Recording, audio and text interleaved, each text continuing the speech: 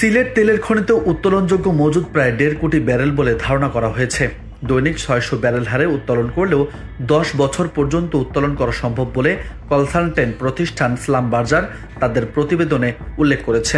Sylhet gas field কোম্পানির ব্যবস্থাপনা পরিচালক প্রকৌশলী মোহাম্মদ রেজাউল ইসলাম বার্তা 24-কে তথ্য নিশ্চিত করেছেন। তিনি জানিয়েছেন, মজুদ আরও বেশি বলে ধারণা করা হচ্ছে। স্লাম বার্জারের ওই রিপোর্টে 14.8 বিলিয়ন ব্যারেল তেল উত্তোলনযোগ্য বলা হয়েছে। দৈনিক 500 থেকে 600 ব্যারেল তেল উত্তোলন করা সম্ভব। ফিল্ডটিতে আরও একটি কূপ খননের প্রস্তুতি চলছে বলেও জানানো হয়েছে। 2023 সালের নভেম্বরে সিলেট 10 কূপের খনন শেষ হয়। কূপটিতে তেলের পাশাপাশি গ্যাসের 3টে স্তর পাওয়া গেছে।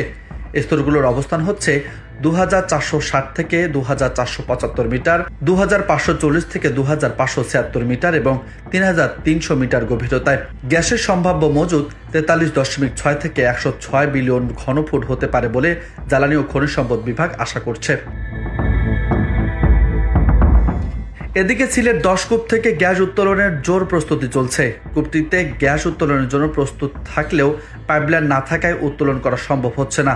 কূপটি থেকে হরিপুর পর্যন্ত 6 ইঞ্চি ব্যাসের পাইপলাইন বসানোর কাজ চলমান রয়েছে। 1986 সালে দেশে প্রথম তেলের সন্ধান পাওয়া যায় হরিপুরে। এটি 5 বছর স্থায়ী হয়েছিল, তারপর বন্ধ হয়ে যায়। বাংলাদেশ 2023-24 অর্থ বছরে 67,61,320 টন জ্বালানি তেল ব্যবহৃত হয়েছে।